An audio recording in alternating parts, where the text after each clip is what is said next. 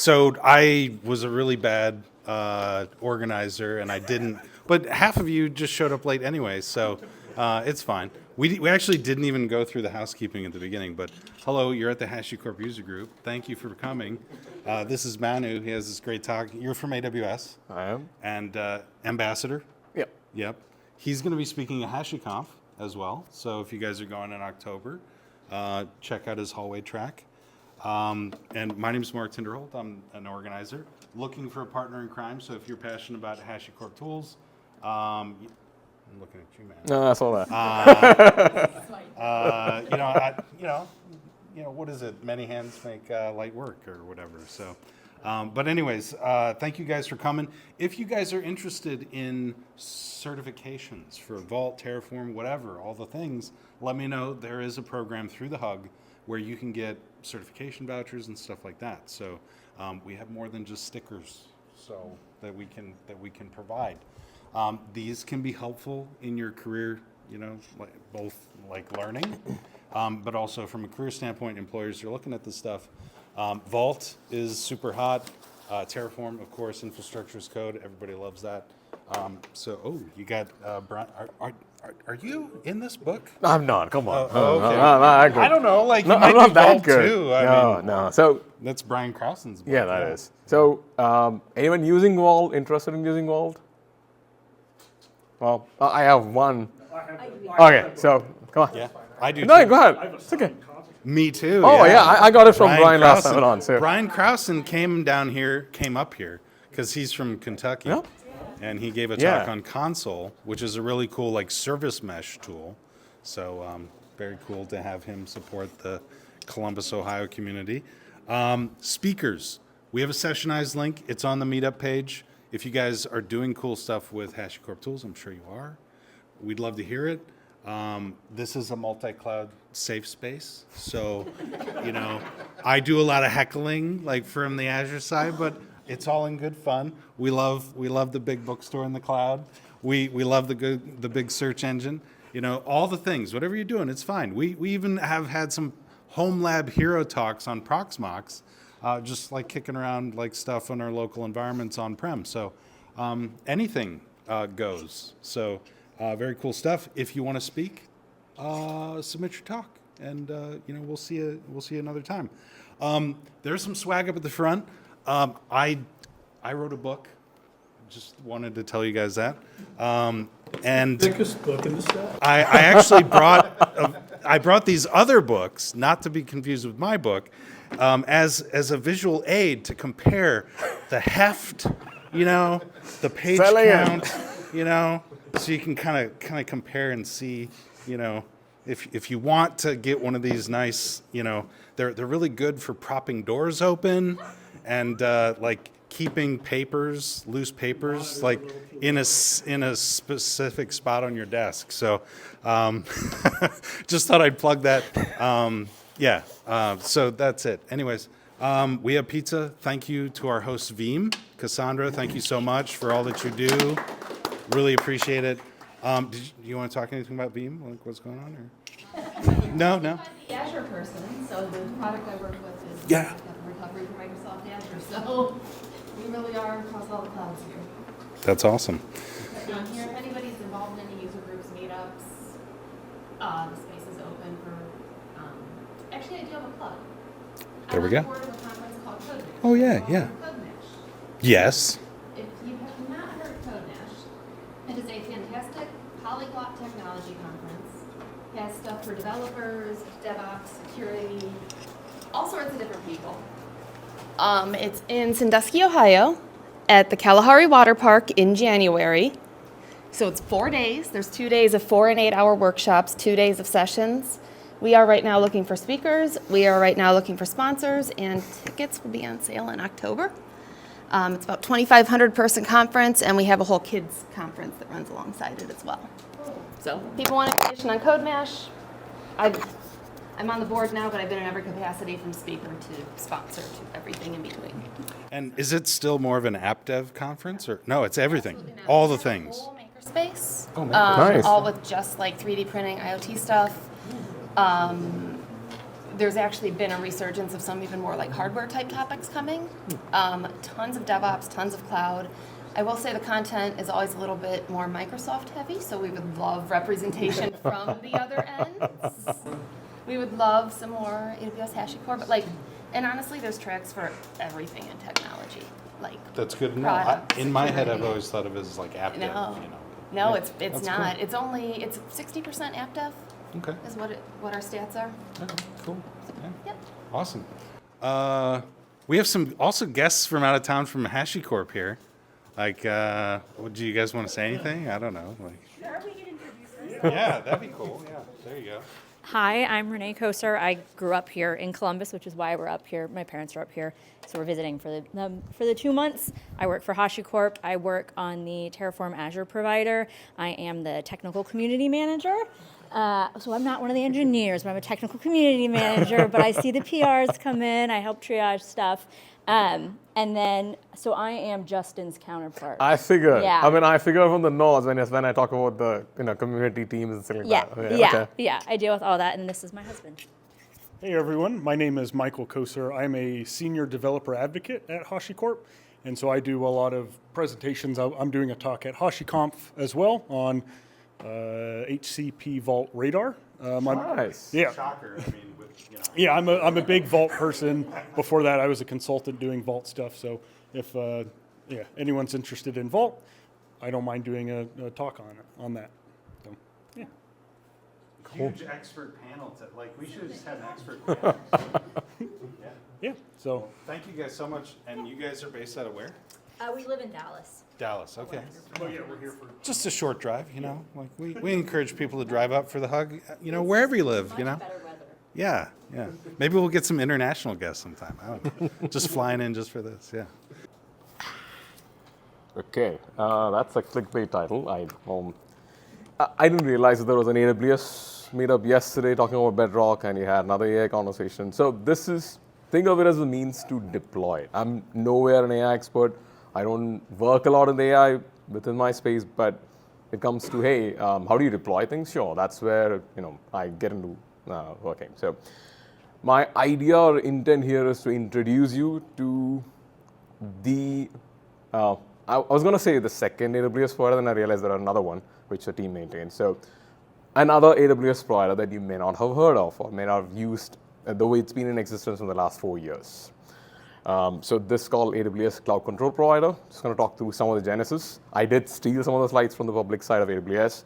It's been, if you've seen the YouTube videos around cloud control, how they have set this up, it is just going to talk through some of the genesis around it. I'm going to talk through what the differences are.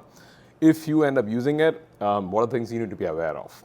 There are subtle differences in the way it is built out, some of the ways you're tagging stuff and things like that. I don't want to get ahead of it, but that's what I'm going to talk about. Quick disclaimer, opinions of my own. So,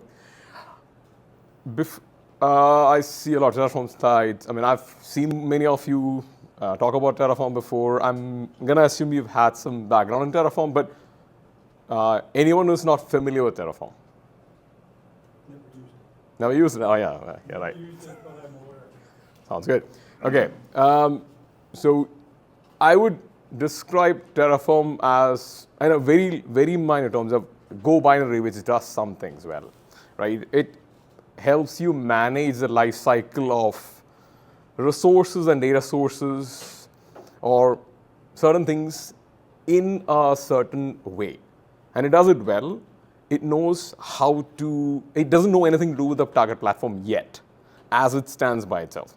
So it's a binary that, similar with any HashiCorp, tools that you have. Well, there are binaries, which are Go binaries, which you can execute. It gives you that, ability to understand what the prior state of something was, figure out what the next state is, try to give you that strategy around it. Now, by itself, you will not be able to work with a target platform. That's where providers come in. Think of providers as plugins, which sort of extend that capability of that core binary along with the workflow orchestration or whatever that is. It gives you the ability to interact with the target platform. It could be any other hyperscalers. It could be an artifact provider like JFrog Artifactory. It Could be even as simple as a Domino's pizza. I've seen a Domino's provider out there which you can actually use to order Domino's pizza. Don't do that. But it exists. I mean, there are some useful ones. So if you look at providers from a very high level, the way I've seen it is most of these, let's say, known providers are managed by HashiCorp themselves. They are under the HashiCorp umbrella. They are under the HashiCorp GitHub organization. You do have contributors from those teams. You have community contributing to it, whether it's AWS, Azure, Microsoft, GCP, and other ones. There are providers like that of Artifactory, which is maintained by JFrog. And I believe there are some from Pinecone and others which do exist.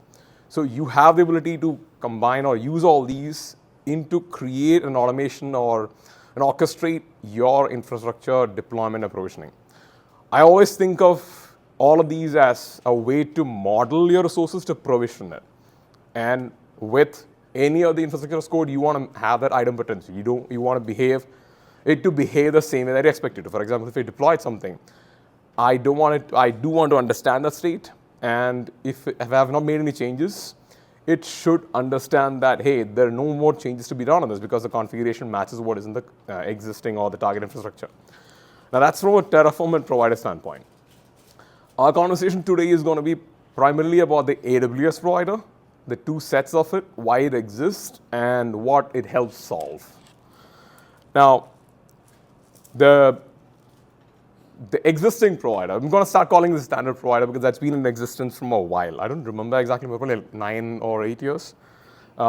This is even outdated because I took this almost a week back and they've already got another version out there. This, I believe the AWS provider is around 3 billion downloads at this point. It's a massively downloaded provider for AWS workloads. People use it for, as simple as deploying an S3 bucket, static site, ML workloads. You have that list, breadth. So what I have in here is just a quick snippet of what that provider looks like from the registry standpoint and how you sort of initiate it. So you have to tell Terraform that, hey, I'm going to use this provider called AWS. It's same with anything, whether it's HTTP provider, AWS, GCP, Azure. And you have the source. Where are you pulling it from? In this case, the HashiCorp AWS one, this is going to pull it from the registry itself. And you specify the version. If you want to specify a version, it's going to pull on the latest. You have another block in there, which is called the provider-specific block, which tells you what configuration options that target platform has. Primarily think of that as any way to authenticate to it, any way to talk to that target platform. So if you want to deploy a workload in AWS, you want to have some credentials. Could be access key, secret key, your session token, things like that, or maybe an assumed role that you have. So that specifications go in there. It could pick up from there are multiple ways to handle it. You could have endpoints for the system that you're interacting with. Your role that you're assuming from, let's say if you're deploying from a CI machine, that CI might have a role itself, which can access other AWS accounts. You can use those also. You can use all those configurations inside. It said this on the provider side, if you want to specify an additional one. Again, if you, the Terraform block is for specifying where you need to download it from and what version. Provider is specific to those. Now, with this, anyone in this group has used the AWS provider before? Okay, cool. What do you think is what are some of the challenges that you've had with this? Like not just AWS providers in general. If, say, for example, if you're looking to deploy a workload towards a workload to a target platform. You have to specify the region. Sure. That's kind of multi-region is hard. yeah. Sure. So from that's one. One of the things I've seen, one of the major things from, let's say, from a user standpoint, which I faced, is around understanding whether a new change or a new feature or a new service is supported on that day. My example would be around Glue. I was working on some data analytics project and I had Glue workloads run great. I didn't have support for Glue trigger then. I had to spin up EventBridge, some instance in the background to set this, some things like that. So support for that is always dependent on contributions, dependent on how that is created. And I'll get to specifics of what and how a provider is contributed to and how he works on. But the challenge always has been that you don't always get that day one support, or maybe at least close to the launch support for some of these providers from a resource standpoint. So if I'm releasing, let's say, a new change in Amazon Q Business or Bedrock tomorrow, I may not have the support till someone who's good at heart decides to contribute to the code and get that out there. Along with that,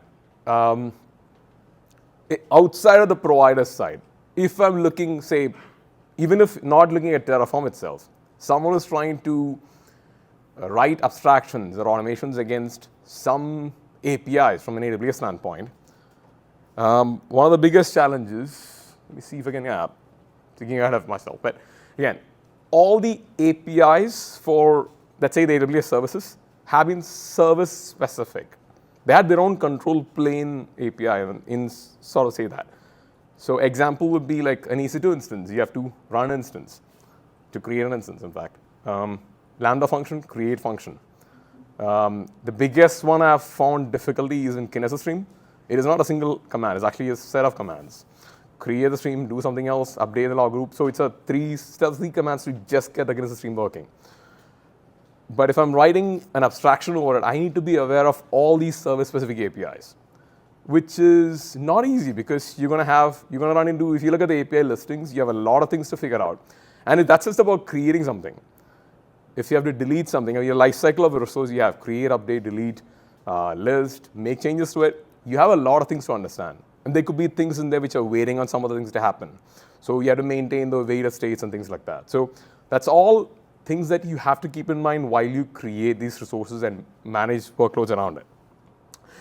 Now, this is what I was talking about. Say you have to create your own, if you're working on creating abstractions around it, you have the challenge of doing that on your own. Now, that's where I think it was 2021 or 2020, where the AWS, a group of in the AWS itself decided to see how we can improve that situation. It came out of the thought that people or services or anything that is working on AWS service against AWS services need to understand all these things to figure out to create or manage the lifecycle of a resource. It's not easy. Another thing is similar to what I said before. If we have to create or update, let's say, a feature or add a new feature into an existing service, it needs someone else to update the existing abstraction that you've written. You have to depend on another person to release another version of it. You have to create that. So it's again toil. You're constantly maintaining things in that sense. Now, that CRUDL list is, if you think about not even services from an AWS standpoint, if you're looking at anything from an AWS or hyperscalers in this sense, if you want to interact and manage lifecycle without knowing anything about it, I bet you want to create those, maybe update some of this, read some of this about. There is describe calls in there. You want to list something, delete something. So it falls under that CRUD plus L sort of landscape. That's where Cloud Control API came into existence. If you're not familiar, there is actually a Cloud Control API service, which is sort of based on CloudFormation. So what it does is it lets you interact with every service in AWS. Again, there are certain schema definitions that need to match, but most of the AWS services in a consistent manner. And I said before that they're all having these service-specific APIs. So how do you do that? What they ended up creating is these APIs, saying, I'm going to let you create a resource, get resource, update resource, delete resource, and list resource. That was their task. Whether it's whatever resource structures. So they wanted some means to identify what resources there are available and how their schema would be. And the immediate point of reference was CloudFormation Registry. I know this is a Terraform conversation, but again, CloudFormation Registry already holds, it's a public registry for all your resource schema. So they use that along with some of the schema definitions, which if you look, I never realized it before. The schema definitions actually has the handle operations, as in what do you need, what sort of permissions do you need from if you need to create this resource or delete this resource, and it's buried under there. So they were able to use those along with that and say, I can create these resources using the CloudFormation schema if I write something which actually handles it across the services. And important thing is, in that case, it manages or it helps you to write a single, let's think of it this way, write something in a unified or a consistent manner which lets you create or manage the lifecycle of all these resources, irrespective of whether this service has a different API level altogether. Now, that was really like a thought they wanted to consistently get across. But the thing here is, they have the Cloud Control API. That's just another service or another thing that you want to consume. You have HashiCorp Terraform, the Pulumi, and others who are abstracting that layer, giving you an abstraction over that to give you a way to deploy resources on top of the existing APIs that AWS has. Now, I did talk about how the existing service ones look like, but let me show you that exactly. So from an EC2 side, this is, let's say at a very basic level, you want to create an EC2 instance, that's what it looks like. From a Lambda function, create function looks like you have a function name, things like that. There are inputs which are different. All of them have their own arguments. If you look at the CLI or the API documentation, you'd see all those things. Now, what Cloud Control API does is this. So you have AWS, Cloud Control, create resource, you have a type name and a desired state. What goes into this configuration is your own specific arguments. That is still something for those, you can't take it away because those are specific arguments that you have from the server side. But if you look at it, if I'm asking someone to follow or look at what makes sense for them, you have a consistent API that you're working with, you still have the inputs change, but still you're looking at creating the resource, you want to define what type of a resource you're working with, and you have the desired state. For someone who's working in infrastructure, working in things, you can immediately understand what a desired state is, as in you want it to be in that particular state. It speaks to you in that sense. It did to me. So what it does is, hey, I want to use this image ID, this instance type, key name, these configurations, but I can pass in additional ones on the basis of what you need to provide. But so whether it's Kinesis Firehose, whether it's EC2 instance, whether it's ECS cluster, you still have the same set of commands. It's AWS Cloud Control API, Cloud Control, create resource on the type name and desired state.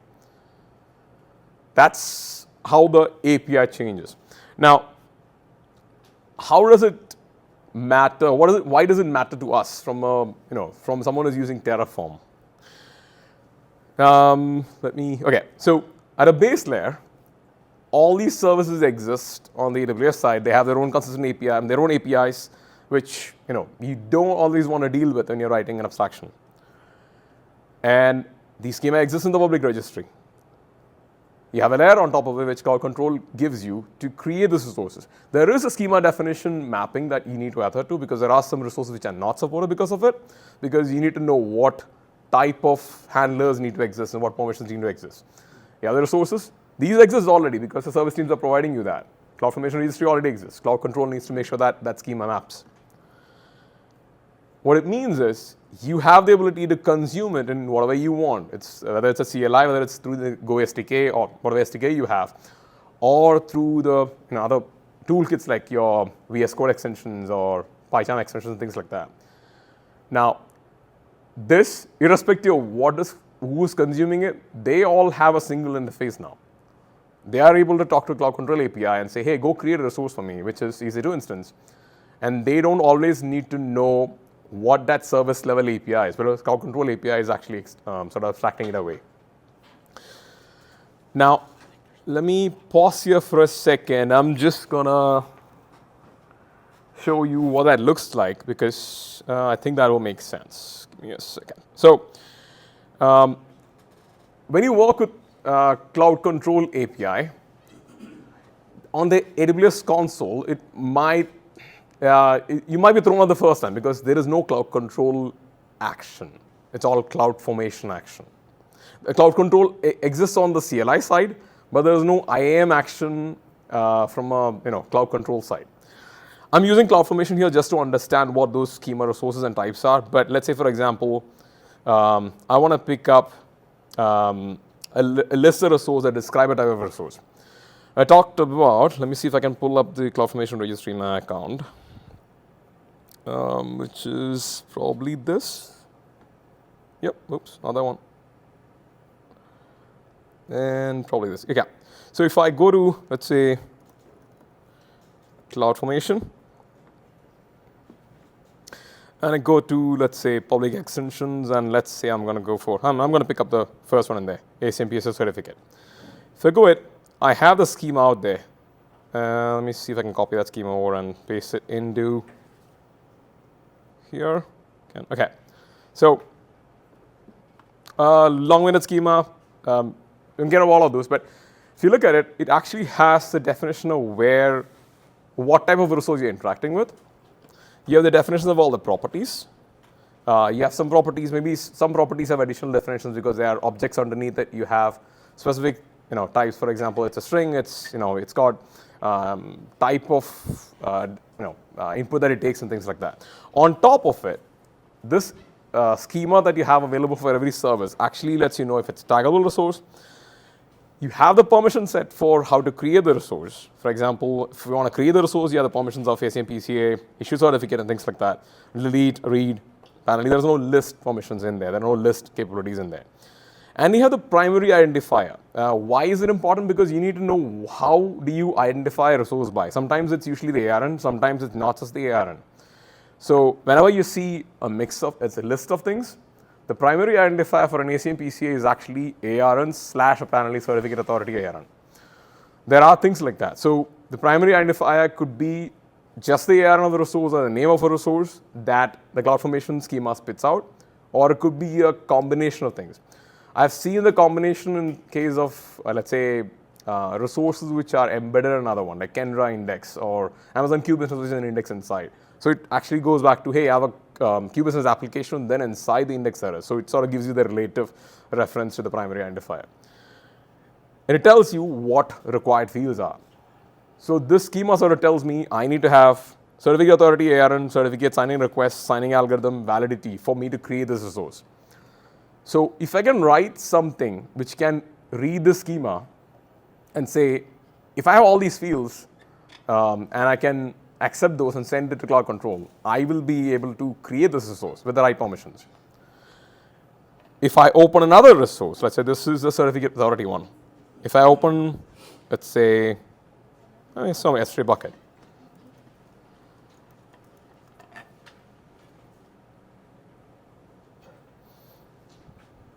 Okay.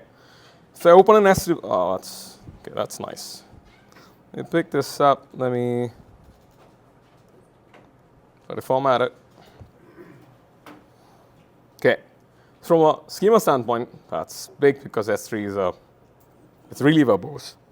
So if we still look at it, we still have that tagging reference, still have some property transformations which CloudFormation requires, still have the handlers for those, which means I can still use those handlers to create reference. I know the permissions required. It still has some read-only properties and write-only properties, which means something which it'll give you. Right? Think of this as something which you can create, something you can add, some properties which the reference of it gives you back. Then the definitions of what those properties are, and again, primary identifier. If you work with the AWS S3 bucket, you know that the primary identifier that gives back is the bucket name. So that's where it comes from. Then you have your additional property definitions. I'm not going to bore you with that, but if I scroll down, hopefully, let's see if I can actually find the required fields. So that's not the one I was looking at. Let me see if I can pull this up from the property side. Definition, properties. Okay. Where is this? Well, S3 bucket doesn't have any required properties. That's one, because you can create an S3 bucket with just a resource definition without even a name given, because AWS will actually create that for you. So you don't have. You don't need a name. No, you don't need a name because it'll automatically create it. Yeah, it'll automatically create a hash out of it. I think I don't know what the baseline is. It's going to be, I forgot what the initial listings of the name was, prefix was, but it's going to create it by default. You don't have to even give it a bucket name.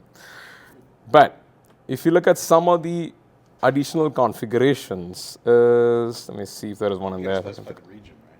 Yeah, but that's on the provider side. So the Cloud CC provider still, you have to specify the region. Yes, irrespective of what that is. It's going to use your provider configuration is going to remain the same. That has not changed because that's still it's based on the provider framework. It is still going to use the same credential stuff. You may have some changes with respect to how AWS the AWS provider had, because it may have had some custom code in there which handles certain endpoints and things like that. But you have to register a different provider, right? Not the Yes. Not the norm. What do you Correct. call The it? standard provider. The Yeah. standard. Yeah. Yeah. We'll get into that versions reference in a few minutes. Can use them both together. You can. Okay. Yeah. The reason being they're all based on the same plugin framework. Similar to using an HTTP provider with let's say a time provider or an Azure provider, things like that. It doesn't matter. You can combine all of them together. Just understand that every time you use a provider, you're going to download all of this in that container or that particular system. It's going to be, the size is going to grow, that's all. Cool, that's just on the schema. So why did I bring up the schema is because so that schema lets those integrating partners, whether it's infrastructure as code, whether it could be security partners, to do things on top of it. They can review those changes. They can review those references of the resources and create what they want with it. Terraform does provisioning of the resources. Now,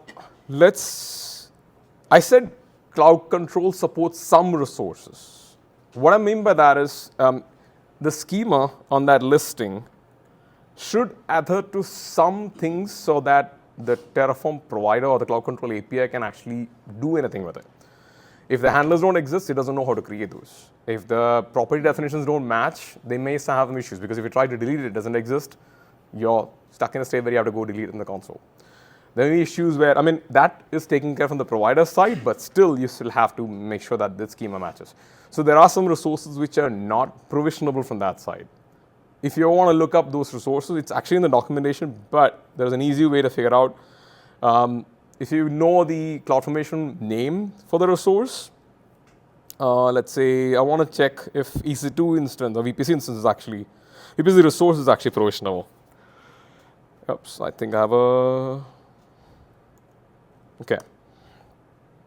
So I think I have the access to my account right now. Let's see. Did it die?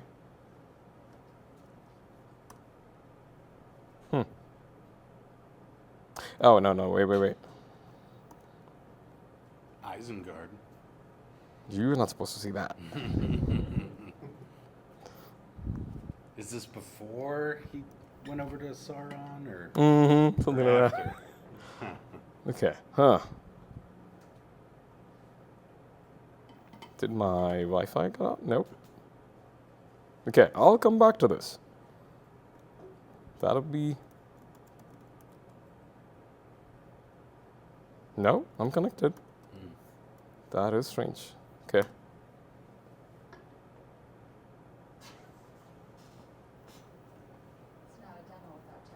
Oh, yeah, always. That's fine. Oh, you're hitting US East. That's the problem.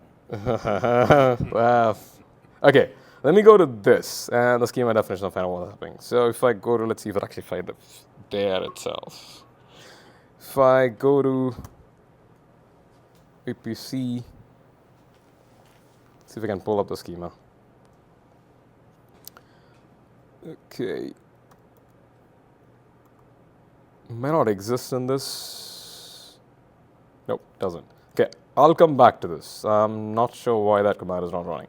So essentially what you're looking for is a reference from CloudFormation which says, hey, this is a provisionable type resource.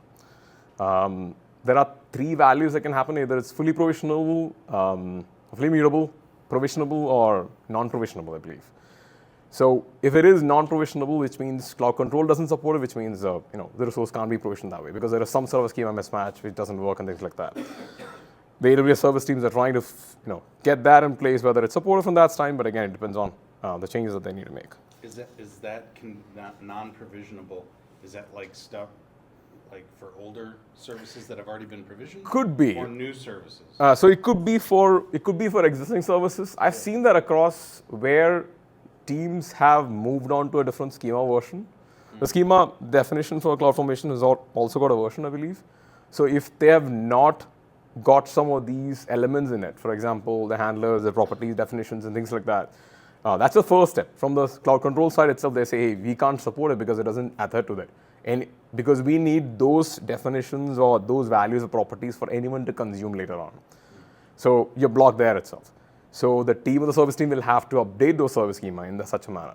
When again, if you think about it, those new services are, I believe, required to sort of conform to the standard, and they make sure that it is actually working with the schema. So it helps that AWS product exists, that it already catching the older resources in that sense. You can actually supplement the ones that are not there. If the new features are available, you can actually match those up that way.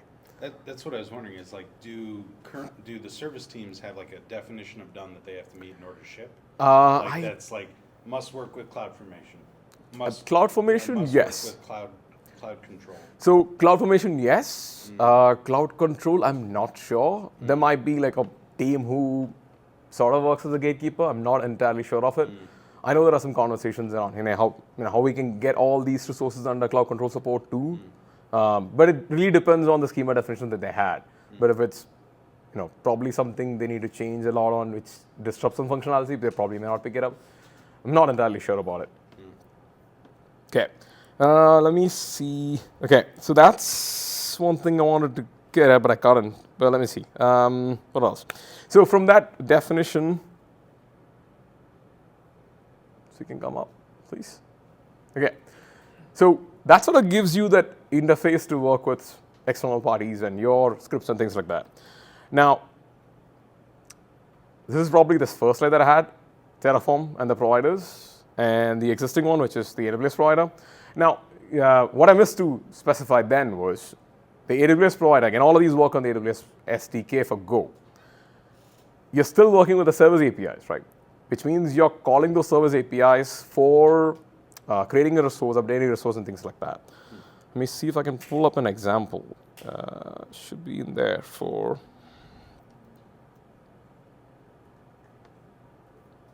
Oh, that's not the browser.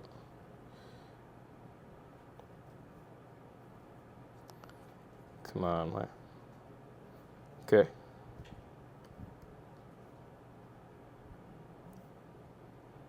Wait. How did... Okay, I think my mirror is off. Okay. Anyway, so I'll try to play with this. Is it not mirroring? No, not right now. Did I step on that? I didn't think so. Anyway, it's okay. So this is the standard AWS providers bucket definition. So if you look at any of the GitHub repository for the providers, you have the Go code in there for internal. If you look at the folder internal under AWS, you see the resource-based generators or resource-based your Go code for that specific resource. If I scroll down a little bit, I'm going to pull this up a little bit and see if we can, what's up. Okay. And, oops, is this the AWS one or AWS? I picked up the AWS, what I thought.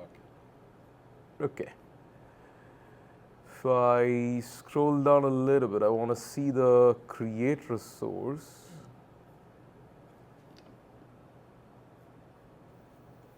Why am I seeing CC over here and then, am I on the wrong one? Yeah, I'm on the wrong one, sorry. That's table, that's bucket. Okay, that's the one I was looking at. Cool, let me close this. Getting ahead of myself. Okay, so this is the bucket definition for AWS provider. Now, if I look at these handlers, or functions, they're effectively calling the AWS APIs for, let's say, create, read, update, delete, and all those life cycles. You'd see the same for all the resources you're going to interact with. Let's see whether it's, let's say, a DynamoDB table. And if I pull this up again, so you have something similar. This is a resource table, you have the create, and it is its own exception handling and all those things. So you have those handlers written by someone specifically for that resource with the exception handling managed by that resource. So what it means is if I have to have a new resource, if you have to have a new feature for a certain service of a resource, that person, that contributor has to write that because it's service-specific APIs. I have to write them myself, or maybe someone else contributed. So, for example, the CBUS application went live on May 30th. There is a PR still on the AWS side, AWS provider side, which is still being reviewed because it has to match up to certain standards. The provider framework has changed, so they had to make changes with respect to that, and it has certain prioritization too. So depending on that, it will get merged, and then you have access and support to that. So it takes a little bit of effort from a contributor, from the maintainers of the provider, to ensure they are not breaking something. They're actually consistent with their acceptance testing and standards and things like that. So it takes a little bit of effort from that standpoint to get a new feature, get a new resource out there for a service that's there for the AWS provider. So that's the AWS provider side. Let's see what happens on the AWSCC side. This, till the last point, it's similar. It's just another provider that you interface with. You have the same SDK for Go. The only difference is rather than interacting with the service APIs, you're actually interacting with the Cloud Control API, which means you are talking to a Cloud Control API which abstracts away the service level verbs. So you don't need to know whether it's run instance for any instance or create function for a function. You don't have to write those Lambda functions. So you don't have to write those handlers yourself. What I mean by that is someone has a one-time job to create a handler which handles those lifecycle management handlers for Cloud Control, or how to interact with Cloud Control for any resource, as long as you provide the type and the attributes. If you remember the command that I had, AWS Cloud Control, create resource, type name, and the desired state. That is not going to, that structure is not going to change. So the create handler is always going to be the same. So you don't have to create those handlers specifically for every resource. You have to create it, but you don't have to write them yourself for everyone because you know that exists. So you can bang on the fact of that and then create the resources using that and generate those handlers yourself. So that's where AWSCC provider does. So when the schema exists, it's supported by Cloud Control API. It's actually pulled down, I think every Wednesday, I think today evening or tomorrow morning.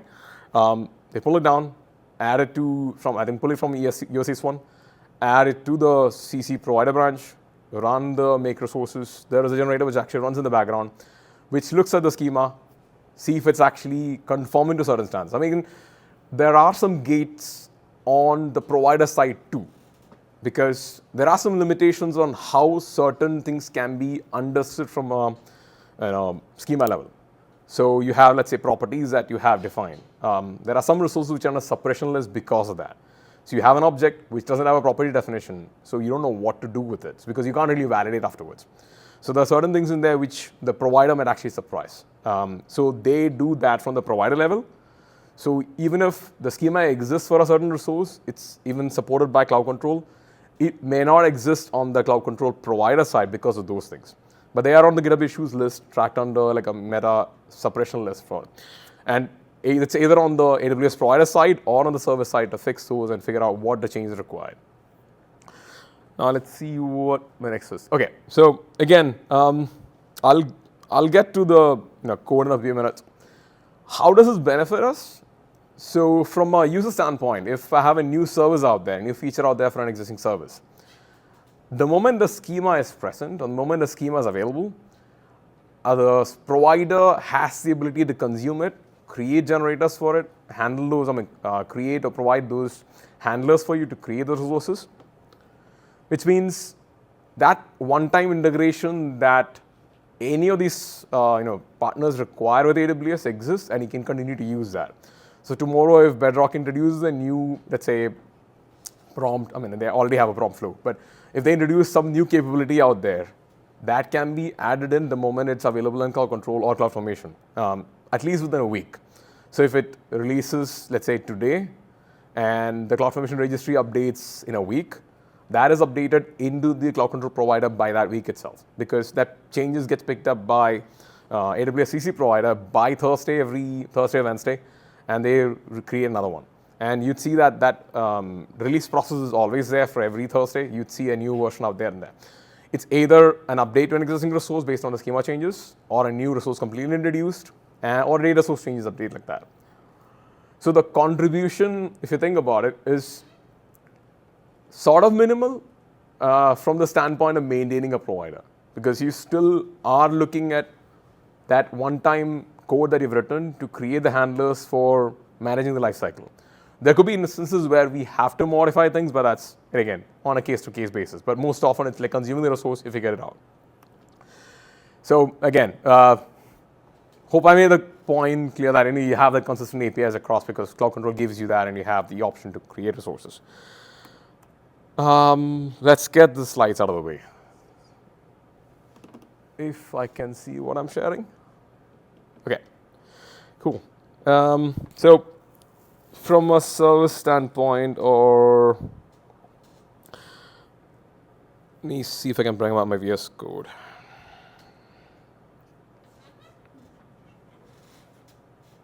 Okay, so first things first. Terraform doesn't understand what AWSCC is till you tell what AWSCC is. So the name of the provider is AWSCC, again, AWS Cloud Control Provider. Similar to the AWS standard provider or any other providers that you work with, you have the definition of, hey, what the source is. I've already pulled it down just to make sure that the time we don't lose any time on it, but I can still try to run it. It should. Oops. It's a local backend. Picking up the latest version, it's on 110 right now on the HashiCorp AWSCC site. Now, there is one constraint here, though. For you to use the AWS provider, you should be at least on Terraform version 107 or above. I think Terraform 1.07 or above. Probably because of the plugin framework change. 1.7? 1.07. Oh, 07. Yeah. Oh, okay. 1.0.7 or something like that. Yeah, so not 1.7, no. So not 1.7 for sure. Oh, okay. So there were changes with the way the plugin, I think plugin framework has. There was an initial SDK which they refactored to create the plugin framework, out of which they created the provider against. Again, I've got some aliases running in there, so if that's just the Terraform initialize. It's pulled down my both AWS and AWS CC providers. It's in the Terraform folder. Again, those binaries out there, specific to the operating system in here. Now, I did create an architecture diagram, but I deleted the file that I had, so I don't have one. I'll try to explain it. So what I have in here is Amazon Q Business application. Anyone familiar with Q Business application from AWS? So you've heard about Bedrock. The service which actually lets you work with different models. Q Business, think of Q Business as an easier way to create, let's say, a chatbot or some sort of a generative AI application. There are Q apps in there which I'm not going to get into, but think of Q Business as a way to create a generative AI application or a chatbot based on the model which that Q Business application or service picks up. Again, the control that you have is just about the data that you're feeding, and you could have a rack source in there. You could have some data source in there which says, hey, these are my data that I want you to be aware of on the basis of that. So it's your data source that you pick in, and you have the ability to chat against it. Q Business, so it is, it just takes away the amount of time that you need to train your model, figure out what model. So the parameters and customizations that you have with Bedrock doesn't exist with Q, but that actually comes with the ease of use from a Q standpoint. If I go to the console and see, I did deploy it once before. I'm going to do it again, but in a different name, just to make sure that it's not, oops, that's not the queue I wanted. So there are two queues. One is for the developer side of things, and there is Amazon Q Business. That's for the assistant from a generative AI side. So now I have an application deployed out there. I'll deploy it again, but I just want to give you an idea of what that looks like. By default, it actually has a web experience UI, which lets you, which might ask me to log in, or it picked up my login. Okay, so yeah, I don't have anything synced in there, but think of it as just a search page you have which says, hey, this is your web experience. You can actually have it be fronted by something else to have it available for your internal folks to have, have an assistant, per se. So we are deploying it. The components in there is essentially the Q Business application itself. You have an index Anyone who's worked with Kendra or someone, there is sort of an index in the background which sort of helps you to curate what you're working with. There's a data source. You have options to connect it to an S3 bucket with the data that you have, or you have the ability to crawl a web. You have the ability to crawl a web space, Quip Documents, Confluence. I think there are a lot of connectors out there. If you look at the list of data sources, let me see if I can have. Yeah, you've a bunch of data sources that you can connect to. GitHub, Confluence, Google Drive, MySQL, Gmail. The list goes on.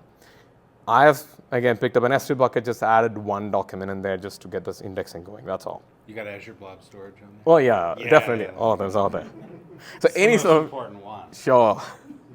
And the only prerequisite for Amazon Q business is to have an identity store. So I believe this is right now with the identity.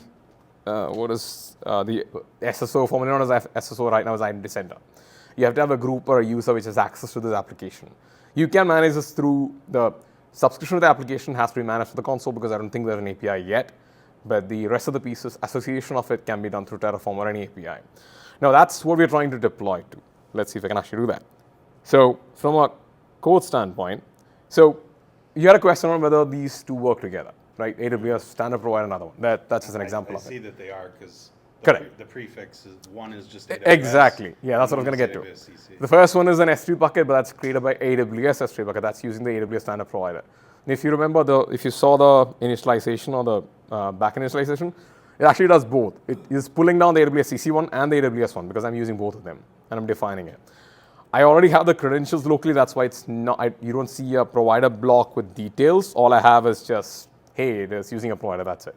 You could provide details, you could, like the region, the credentials, and things like that. I didn't need to. Do you have like environment variables? Yeah, I have an environment variable set on my side. So if I, and that's why it's, for example, if I can test, look at my S3 buckets, I have a list out there, or should, or I had. Isengard is down. My So My account that's is. definitely the preferred approach because I can't tell you how much GitHub like source code I see where people embed like AWS accounts in like their provider block. I'm like, what? I don't know. There's some. If you see the commands before, there is something happened on the keyboard. It's picking up some dots. I don't know why. Anyway, so it is connected for sure. So it's actually connecting to my account and it's actually picking up the S3 bucket. So it's there. Try my luck. So providers are there, downloaded it. So we definitely downloaded those plugins or used or the cache providers and references. Now, in this case, all I'm doing is I have a PDF and I got the, I'm not going to index it, but I got the idea from yesterday. Someone was using a zoning PDF from Dublin, so I picked up one from Leaf Center. Yeah. So I didn't know it existed. Apparently, we have mulching rules. Yeah. So all I'm doing is creating an S3 bucket with just a bucket name. I did add the tags just to show you what the difference is, right? So there's another one for S3 bucket. Both are using the AWS provider because you can see that from the prefix used. AWS _ whatever that resource name is.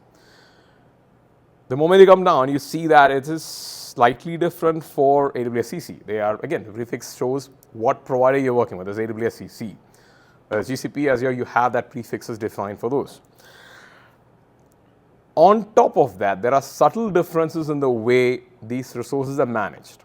If you work with AWS provider, you know, let's say an example would be the policy documents.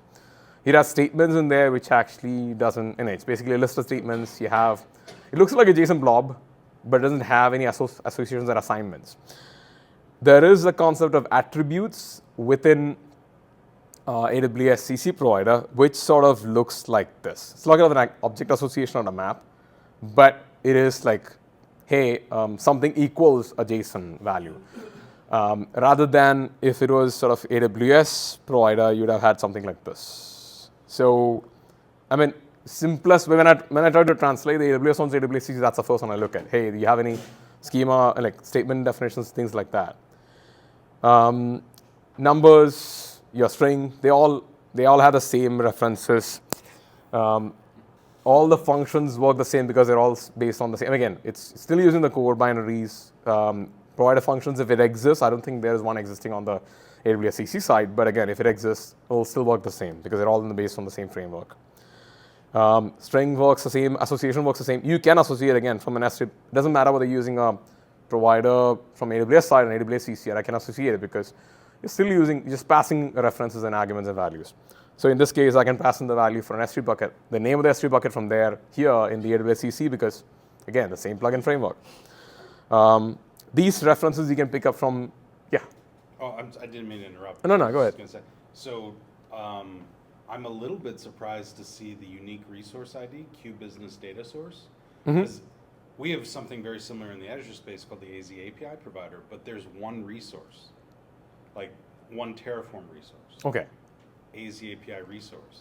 And then you drop a JSON like a JSON blob, like Got I it. see on line 21. Yeah. But like you guys have it seems like a little bit of both. It is per resource. What's that? It is mapped to every resource. So there is there's a unique resoce type in Correct. Terraform, but you are using a JSON blob. It could be so. Is It's still the way you have. It's not just a JSON blob because all of these are inputs in the sense that the HCL is in fact a JSON blob.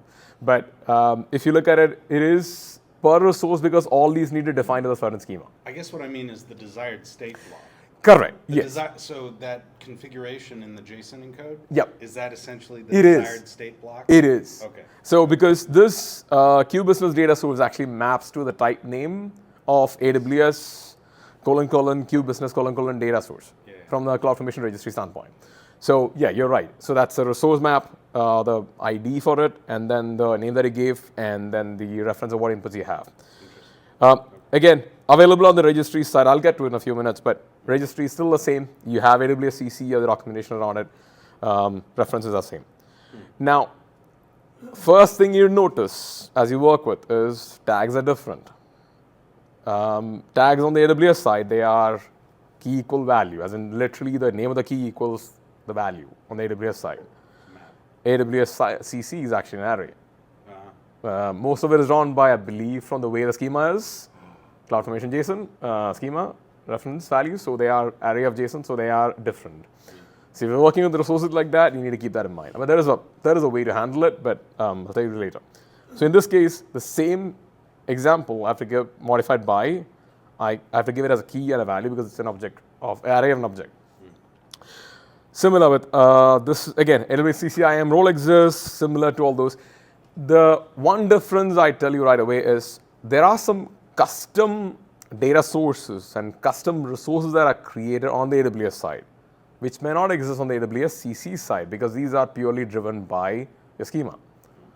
So best example is those AWS STS caller identity because it sort of gives you the current AWS account. I think I have it over here, somewhere over here. Like who's executing the Terraform? Correct. I mean, we usually use it to find the account ID, region, partition ID, and things like that. This wouldn't exist on the, because it's not a CloudFormation resource per se. It doesn't exist on the AWS CC side. But I mean, again, since you can these interoperate, you are able to use one or the other and is able to continue with that.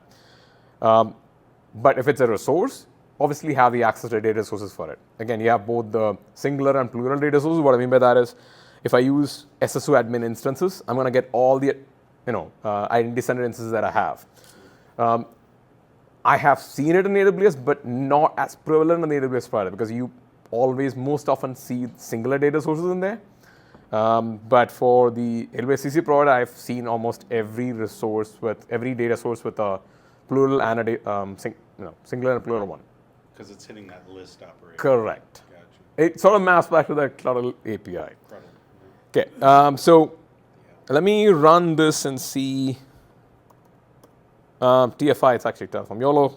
It's an auto approve it. Let it run in the background. So what it's going to do, so this should look similar for you, as in it's just going to present the plan, right? It is going to say, hey, this is what I'm going to do against the AWS account that it gave me access to. These are certain things, again, similar to what Terraform does right now with any provider. There are certain things that you know, certain things you don't. There are no one I have to apply. There are certain things which in this schema that I'm not provided as an input for, which might come as an output. So those are readability properties or something which you expect the plan they gave you back. Now let it run. It'll take a few minutes because the index has to be created. And while it does that, I want to bring up the registry once. Okay, I have to. Hopefully that reloads. Nope. Just fine. I'll bring that up later. Registry. I've gotten to a point where I've made Google bring up AWSCC because I searched that a lot more than AWS. When I search for a resource, it brings up AWSCC now. So anyway, so from a listing standpoint, again, it will look familiar for anyone who's used the registry before. I think there is only one guide right now that talks about using both AWSCC and AWS. Again, they are interoperable. They're using the same plugin framework. You can work them that way. Others are similar. Just have the resource listing.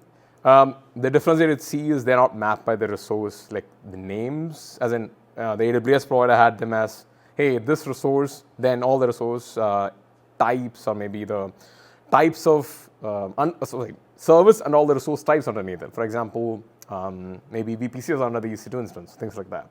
This doesn't grab it. It sort of gives you like an entire list of all the resources. One of the things I've been doing over the past 4 months is to get these examples out there. Because as teams start using AWSCC, one of the things is, how do I use these things? How to use deployments? And that has been not my job, but one of the reasons I like to do it because that's how I've learned how the service works. Sometimes I've understood there are certain services that I've never heard about from the AWS side that exist, that I have support for. That sort of sparks my interest and goes back and tries to figure it out. So this is just a registry. If there are things that you use on a day-to-day basis, you don't find an example for, open an issue or just let us know. We'll start adding examples there. So that's from a resource standpoint. Similarly, if you scroll down, somehow that resource block doesn't really work when I try to collapse it. Let me see. Nope. Let me refresh this. Okay. Data sources. This is what I was talking about. The singular and the plural data sources. Keep in mind that the singular data source actually takes in an ID. Data sources, the other one being, hey, it's going to list everything in there. Now, one of the things that you should be aware is the primary identifier with any resource. That's one thing I mentioned when I brought about the schema. It could be a composite ID. What I mean by that is sometimes it's not just let's say, if you deployed a Q-Business index, like I did right now, the index ID is not the primary identifier because it is associated to, let's say, the application and then something else.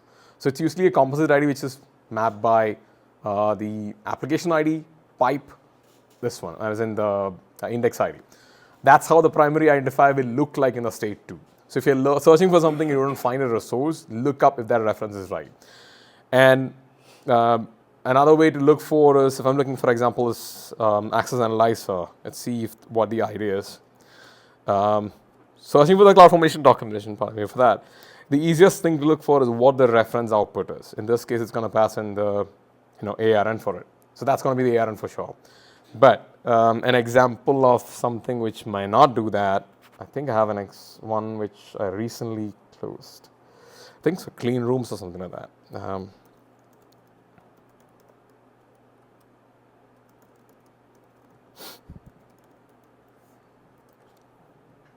Did you know that also there is a service called clean rooms in AWS? Yep. Is it like a healthcare It's like a vertical service? think of it as a place to collaborate. It's a data collaboration place. I haven't used it, so I can't really say what it really does. But it's so. If you see, these are not sorry. Oh yeah, there are things in there which are. So when you look at the types of services or things utilized, the things we don't have support from the AWS side gets utilized a lot more on the CC side because they don't have the support. For example, GameLift, which I believe Meta was using. Then there is the Slack connection for chat app. Then clean rooms here, Q-Business application because it got released in this. The Bedrock prompts. There are a few lists which is not available on the AWS side, which is heavily used on the AWS CC side because it's being available. So let's see if it's on configure table. When did the CC provider release? So 'Cause it's It went very GA recent. on May 30th, May 30th. but it's been in existence for almost 4 years. So people, I mean, I've seen people What, like using it from. internally? Sorry? Internally or just? No, it's being used. So I know there are like external teams, national organizations, services organizations using it from almost 2023 sometime. Because there are open issues against it, even on Discuss, on the GitHub page. People are using it from that standpoint on. But it is limited to the type of resources that they had. And most often, the things that I've heard is around, hey, I want to use it, but I don't know what the examples or the type of inputs look like. So one of my efforts has been to sort of add examples for some of these from the standpoint of how to use it. I've fallen back to CloudFormation examples where there are, if they have no familiarity with the resource, and I go back to someone who's worked on it and say, hey, can you help me with this? And go back to contribute that way. But let me see, there's a reference in here that I'm talking about. Nope, it's probably not the one. Okay, so maybe Kendra would be. Okay. That's another one.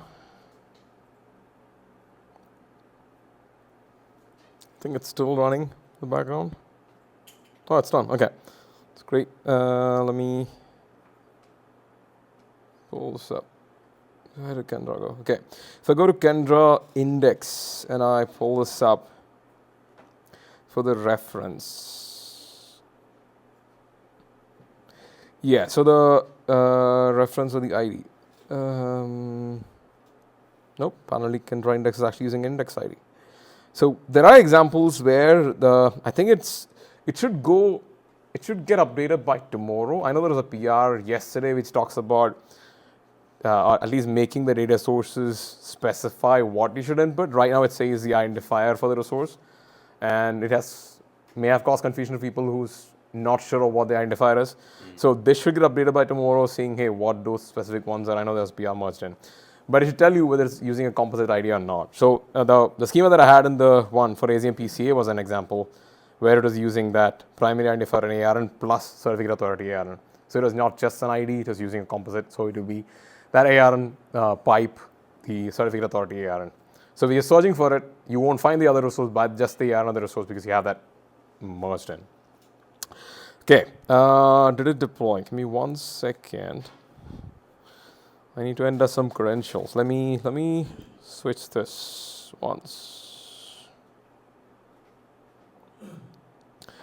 Give me 1 second for me to switch the display. Sorry.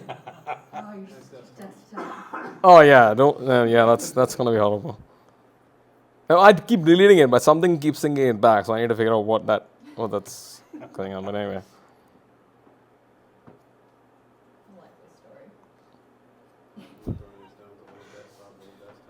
Well, I plan to delete it, but it never gets done. So, okay, I think I've done that. Are we putting in the super secret password now? Okay, done. That's the super secret password is done. I just need this is connected, right? Hopefully it shows up. Okay, so it's said it deployed it. Let's see. Okay, so that's the first one is deployed like sometime earlier. This is the one that I deployed like 7 p.m., which is right now. CBUS application, it has got its own index. I've not indexed it because this is just a data source that I have. I've got an S3 bucket, which was created by the AWS resource. It has an object inside it. It talks about the configuration in that. I'm going to skip that for the time being, but I'll get to the URL and see. Yeah, so the thing I mentioned is I don't have access to it just yet because the API doesn't exist from that standpoint. So I have to add it from, let's say, manage access and subscription. I do have a user out there, so I should be able to add it. Let's see. Let me see.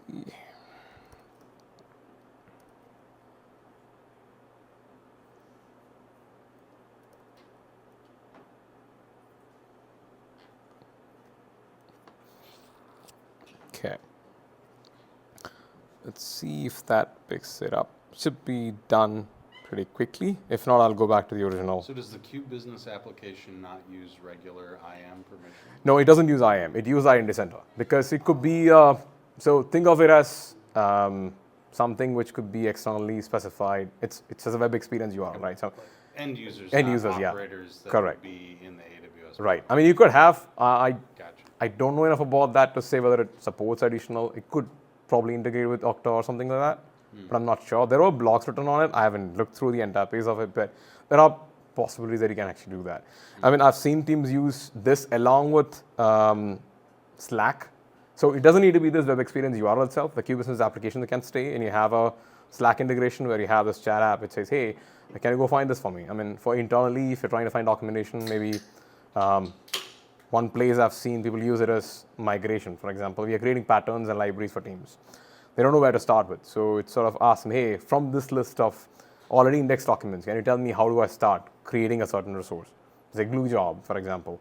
Now I know these indexed documents has this patterns that I can use and say, hey, I want to create an ETL job which connects to a Spark, Snowflake connector using, or drop it into an RDS instance. It might tell you, hey, from this utility or from this library, I have these patterns. You can use them to connect and use it. So that's where I've seen some teams use it from the Slack side. Think of that, but just still look at the API call it makes to the queue and whether it makes sense or not. But Q-Business application as such, I believe it creates or lets you create apps on top of it, which you can create. So this is just one example of it. Now, this is just one example of, let's say, what CC provider can do. I mean, why did I bring up Q-Business application? Primarily because of the support for it, right? So for example, if I'm looking at, let's say, registry. So did you deploy the Q-Business app right now? Yeah, it just went in. So that application that I have in there. I'm kind of curious about the Q-Business app service itself. Like, you said you loaded like a Lewis Center zoning PDF? Yeah, I did not index it yet. So the way it works is index it before you can ask it questions. correct. So okay. that is based on what data that you have indexed with the S3 bucket. So I've loaded it into S3 bucket. I've not indexed it. It takes a few minutes for it to run. So there is one in there, but I don't think I have a credential. My subscription, I think the identity center subscription takes almost 24 hours. I messed it up last night. I deleted it. Thought I'll try to recreate it. Did not work, so it's waiting on that subscription to like work out. So this Q-Business app, let's just say like I have my HOA rules PDF. Sure. I could load that in and I could be like, am I allowed to have more Sure. than 2 dogs? Sure. And Sure. it would be like yes or no. I mean, any RAG application, you're feeding in your specific data, saying you want your answer on the basis of the context that you're provided, right? Rather than feeding in the publicly available data.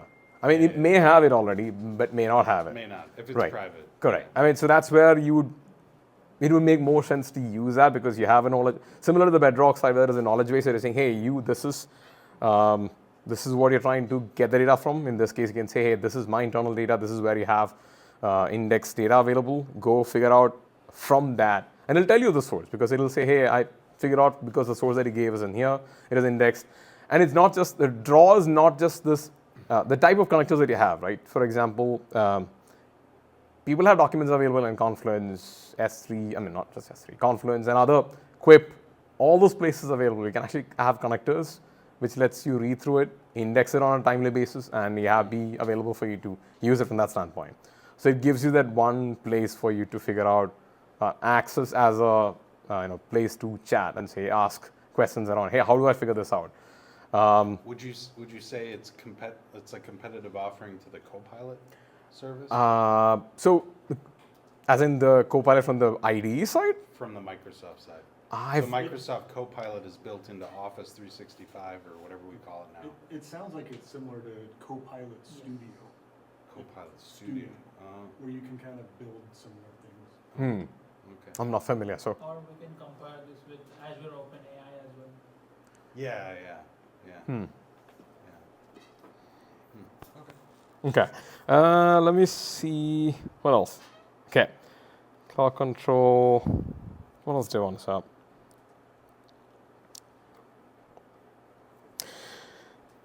So that's just an example of that, right? So I was going to go to the documentation and say, why did I bring up this example specifically? So if I go to this is the AWSCC registry site, right? So someone is trying to deploy applications. You're looking at what resources are available. It goes back to keeping up with those changes, the servers or with the features and things like that.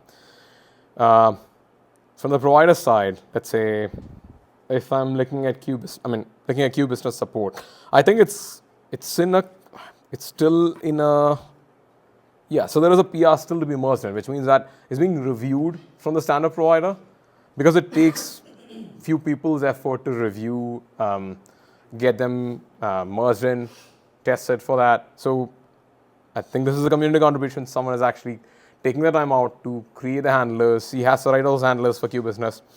But from the AWSCC side, since the schema already exists, the Cloud Formation Registry already has it, you're able to consume it and able to use it. So if I look at the AWS provider, if I can remove the registry, so go to registry and let's say search for Q-Business. It doesn't have an example. So you go to Bedrock. It does exist. So now Bedrock has few examples of resources that you can deploy. There are few which are supported by CloudFormation but not in AWS yet. But they do exist in AWS. That's where you may want to use both because you have the ability to use some of the custom model ones which doesn't exist in CloudFormation or AWS, but you can use in from the AWS side. So if I look at Bedrock, so this is a little more updated because it is actually picking up the versions and the CloudFormation changes or the registry that went up. I think the prompt one went in a couple of weeks back. Guardrail is been there from a while. Whenever a change happens, that registry schema gets picked up and you have the handler updated as of the next Thursday. So if you look at this, for example, from a Bedrock standpoint, using it, you have custom model invocation, log notification available from the AWS provider side. But if you're looking more from a prompt template and things like that, you can use the, and knowledge base, you can use the AWS CC side. I'm not saying they don't exist, it's just that it might be still being prioritized on the basis of what's required. So that's just keeping up with what's available right now, making sure that it's easier for consumers to use. And it's, if you think about it, it's not just Terraform at that point, right? Any consumer of that endpoint is able to get access to that. As there is a Pulumi provider called Native Provider, which is also using the same thing. So they also use the AWS Terraform provider to create the Pulumi provider before. Now it's using the AWS Native Provider, which is essentially the Cloud Control API. So they're all able to use that Cloud Control API in the background to create resources in a consistent manner because you have the schema, you have the singular, like 5 or 6 types of API calls that you want to make against any resource that you have, as long as you have the configuration input. Now, the reason for those properties exists because you want to have validations against it, which Cloud Controls gives you. Like if the property doesn't exist, the object doesn't have definition, or maybe it's not the right type, or maybe it has a certain like type, things like that. Now, again, there is a lot more, but I do want to quickly look at something. Okay, yeah. Things I've learned, right? So, personal opinions. It's coming up, so it takes a few seconds for it to load up. There's so many AWS services. I started working on something called AWS Elemental Media Tailor. I had no clue what that is. Then a solution architect from that team reached out to me and said, hey, there is support for this, there's an issue happening. I was like, I have no idea what this service means. Definitely, I can, but I can create a resource, but what does it do?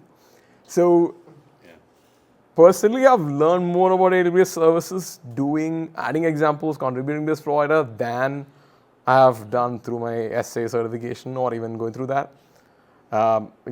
You're not going to sit through all the services. It's probably the same for any provider that you have, right? You have a bunch of services. You probably use those core compute, storage, whatever services that you have, and then you get to use it only if a certain client or a customer uses it. And everyone wants to support these, like where the customer is, right? Everyone has good intentions, except that I feel this has provided the AWS service teams a mechanism to validate whether they have issues in a schema or things like that. That is still being it sort of helps in my view because it's sort of tests that schema in another context, saying an additional intent. Hey, I want to validate that your schema has these definitions.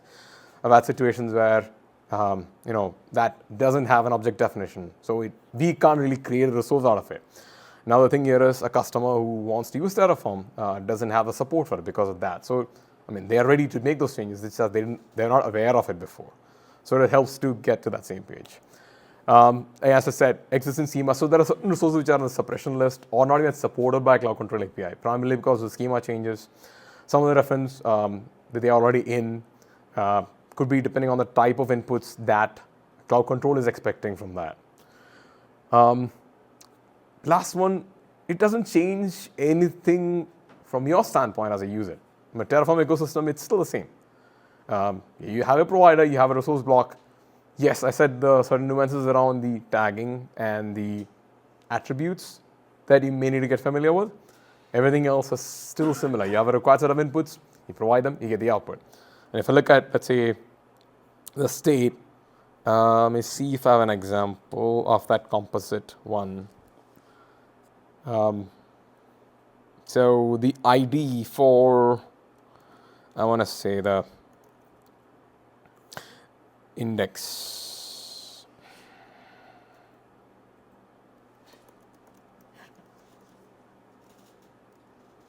Okay, so this is the managed key business index, and if I look at the ID, hopefully that has the ID somewhere over there. Yeah, see the ID reference in here? That's a composite ID. It's not a single entity, which it's actually got a pipe in between. So Pipe delimited GUIDs. yeah, it is. So it's the way the reference is. So you have to keep that in mind when you list or review those resources. Just be aware of it if you're working with it. And if you ever need to, so that's why references help, because you have a resource that is created in the same one, you can actually pass that in rather than being aware of it. But if you're using explicit data source calls, you need to be aware of it. Yeah, so that's from a deployment Terraform standpoint. There are few references that I can pass on. So if you're not heard about it before, there's a workshop out there which is a pretty easy one, looking at AWS IPAM, which is the Identity Pool Management Resource or Service. It talks through most of what I've discussed here, something around how do you figure out a service is provisionable or not, or a certain resource is supported by Cloud Control or not. And it helps you understand how AWS and AWSCC provider working together. Simple example. The other one is around contribution. Ask for contributions. Like for example, if you have worked on it, if you find some resources that you want to work on, or sort of maybe add examples to, or you're using it right now, add examples to it, because everyone is looking for examples for one resource or another. It doesn't take a lot of effort, but it takes it helps to add examples which add value to customers. Because if I add an example for a service that I had no clue on, it might be like it'll just cover the basic required fields. There may be situations where service solution architect or someone says, hey, I know this situation exists, this is a use case that teams use, I want an example for it. So if you're able to contribute, please do that. Another way to contribute is test it. If you are able to use it, and if you see some issues, report it. You may be familiar. Usually the provider teams are very small, and I believe there's like a 5 or 6 member team behind both AWS and the same team, AWS and AWSCC team. So they can use all the help. If there are issues out there to surface it, they also want to make sure that this is working, right? So, and both from AWS and the HashiCorp Terraform side. Last one is, there's a blog out there which talks about the GA. May not be really relevant, but it just talks about what the genesis of it, where it comes from, when it was available and things like that. But that's primarily it from my side. Somehow my CloudFormation commands are not running. I don't know why, but that terminal is stuck on something else. But that's it from my side. Cloud Control API and how we can use Cloud Control Resource Provider. Any? Cool.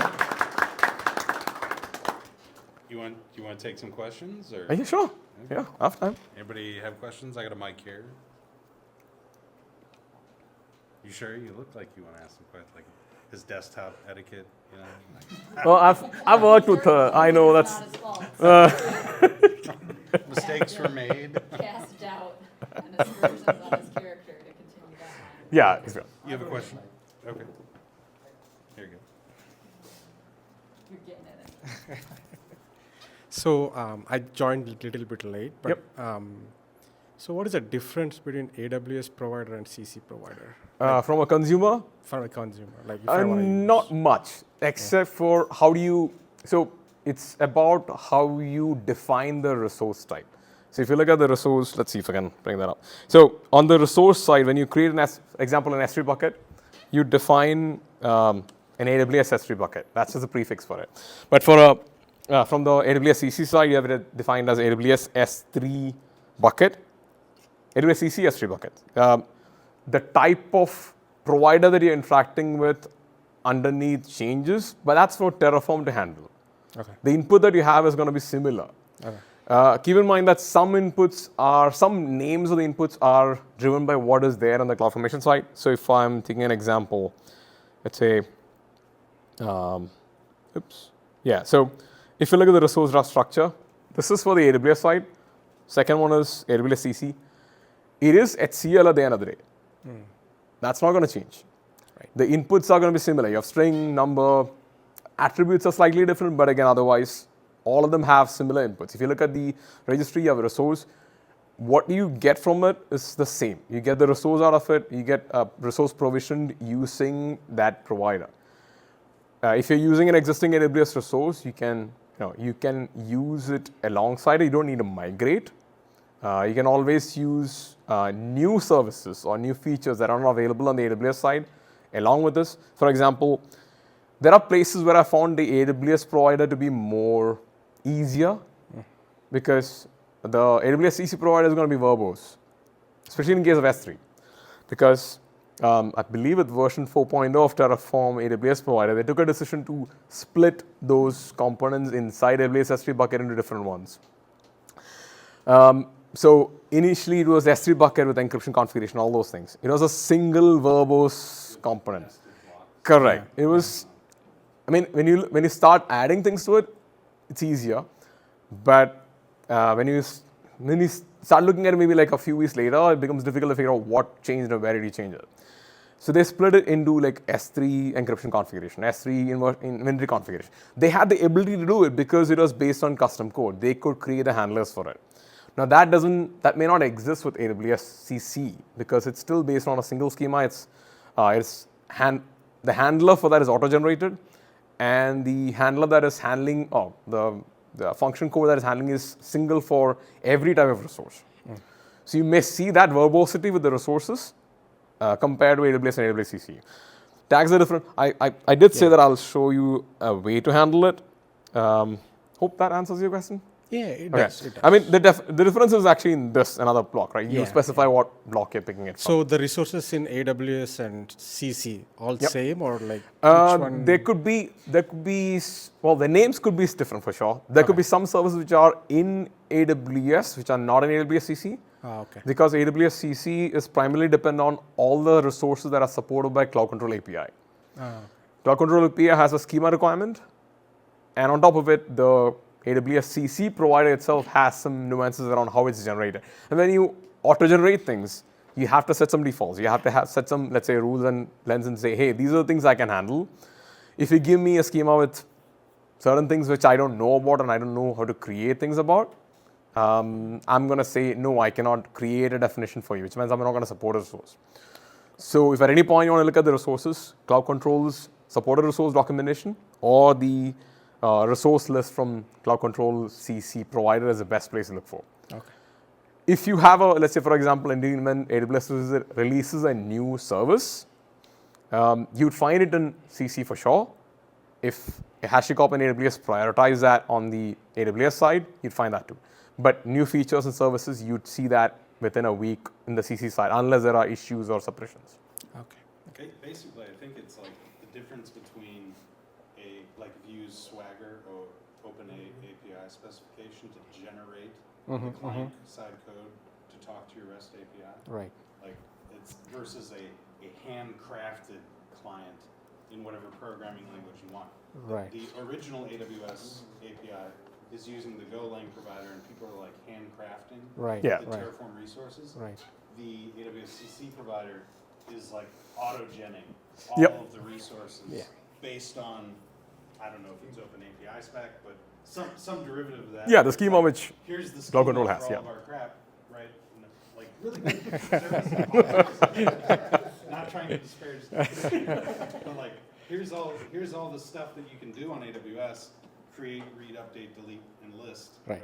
And then we just generate the resources. Yeah, and it happens every cycle. I think. Let me check. It's every Thursday in that sense. Let me see if it actually got done. So Kitty Bank from HashiCorp, which does it. They're 110. So he's picking it up tonight. So what happens is on every Thursday or every Wednesday evening or Thursday, he sort of refreshes the whole thing.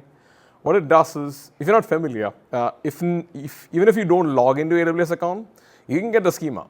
There is a public endpoint for it. US West 2 actually has an endpoint, though we pull it from US East 1. You have a US West 2 endpoint for every schema for CloudFormation registry. I do that extraction myself sometimes just to play around with it.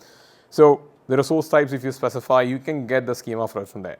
Yeah. I mean, US West 2 is limited because it's maybe has some resources not yet there, but it's a good sample. Yeah. Like 1,000+ services or resources out there. Yeah. So if you want to check something, that's a publicly available S3 endpoint. Sure. Yeah, thank you. And on the tags, I did mention there is difference in the way the tags are handled, right? So the AWS infrastructure and automation team understood that. So what they did is they basically created a module or a wrapper around it. What it looks for is, hey, give me what tags you want to provide, and I'm going to convert them into AWSCC tag or AWS tag. So you have the option to provide some inputs, and what it does is, what are the outputs? Yeah, you have the ability to get tags, which is the AWSCC format, which is an array of those values, or tags under AWS. So you can still use the same structures and input, like a local input from your side, and say, hey, rather than using it, use the output from this module. So that module exists to sort of help, because I found it useful all the time, because the first thing I'd say, I didn't think about tags for a while, and I realized, I'm going to start tagging these resources. They don't work because they're not an object anymore. It's an array of a list. So that had to be, this has been a lifesaver for me, for sure. So that's something which I highly recommend everyone use it. And that's a great example of where, when somebody's handcrafting it, they can kind of abstract the schema away, which is it's literally an array of objects with an attribute of key and value. Yeah. Whereas somebody writing the provider just like magics that away and like, oh, it's just a HCL map. Like, let's just make this easy, right? And again, similar to AWS provider, that's the GitHub repository for AWS CC provider. Contributions are welcome. Please feel, again, issues, contributions to examples, definitely help the team out to understand how the usage is. When I talk to HashiCorp and others, the primary example at this point has been, hey, these are not supported in AWS. Now teams are using certain services which are not really supported previously with AWS. You see the high usage around that. But if you use some of these services and you see some, or some you don't see support for, let us know. Open an issue out there. Let's see how we can figure that out. I had a couple of questions. Yeah, go ahead. So replacement logic. When you're putting in the desired state as like a JSON blob. Yep. If there sometimes there's little attributes that can trigger a replacement of a resource. Yep. Is it smart enough to know and tell you that in the Terraform plan? By the way, you updated this JSON blob and you changed this attribute foo, and we're going to replace this resource. Yeah, that's built into the core Terraform workflow, right? So so what happens is, from the provider side, you already have a reference of what resource replacements, what features, what fields will trigger a resource replacements. And that is built into, it's built in two places. One is from the schema, from the CloudFormation side or the CloudFormation schema registry side. It's baked into the generator or the handler that is created. Then it'll have a flag out there saying, hey, it's computed, or it's actually supposed to be replaced if it's changed. So based on the modification, you'd see that. And have you worked with the protocol debug logs within Terraform? I didn't know about it. So there is, let me see if I actually can do this. I think I enabled it. Let's see. So that's, ignore this. This is just writing the logs for it. But what I'm interested in is, hopefully I did set it up too. So yeah, in this case, I've set something up there which is triggering some, RDS? No, something about the role definition which is actually changing it. There is a bug in the policy statement for a role which actually, re-triggers it. Even on sort of loses the idempotency in some cases. So it has to be like a JSON encode or some definition values. There's a fix for it, it's just that there are certain cases. But it does tell you wherever, where it identifies a change, similar to any other provider, any other plan that you have. It says, hey, this change has happened. This resource or this particular field, if changed, will require a replacement. Like an S3 bucket name, obviously it's going to replace the whole thing. Now, if you look at, hopefully I enable it properly. What I guess the scenario that we struggle with this with the AZ API provider on the Azure side. What I'm worried about is like it'll look like an update in place, but when the command gets issued at the control plane, the AWSCC, it actually does replace. Like that would be the worst case scenario because then it's like it's not doing what you expected it to do. Correct. Right? Is it because of the AZ? I'm not sure of AZ API. AZ API being a as you said, it's gonna be a single resource which handles all the resources because it's still mapped to a singular resource. So the generators are still mapped to individual resources and fields. So the provider itself with those individual resources, there's actually custom validation inside there. So from the schema itself, I believe you get to know that hey, for this, let's say for bucket name, if you change that, it's going to replace and recreate.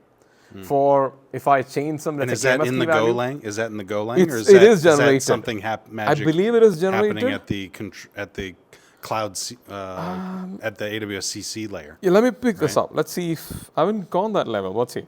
So if I look at S3 and where is the S3 bucket?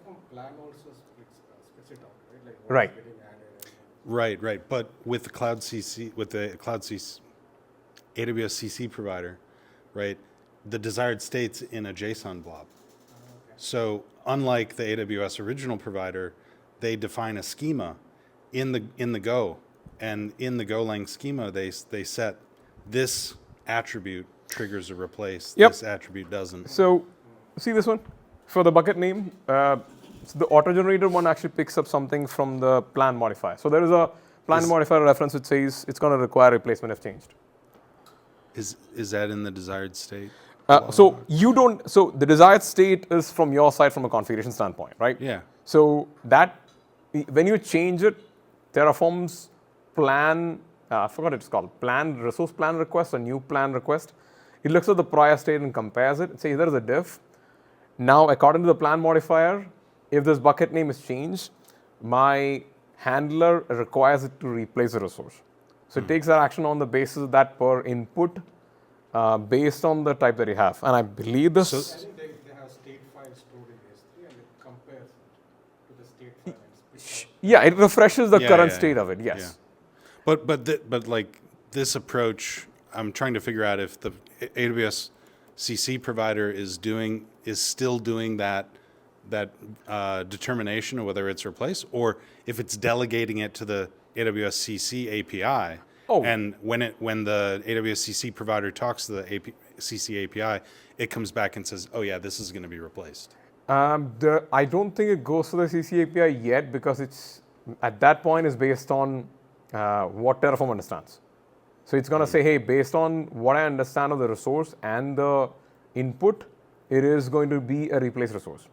Now, if you look at the way the input works, you have the operations. I think it's called operations itself. There is a flag in there for OP. I believe it stands for operations. It's for replace, remove, update, in place, the patch document that gets created.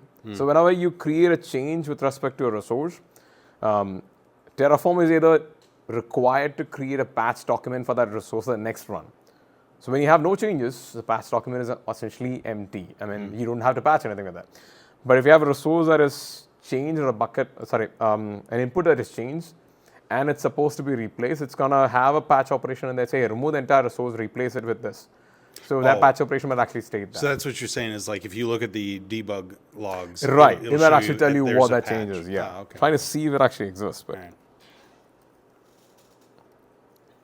Cool. That was. And then, how do you guys handle what specific version? It's always good practice to use be specific, to use a specific version. What Yeah. happens when the schema changes?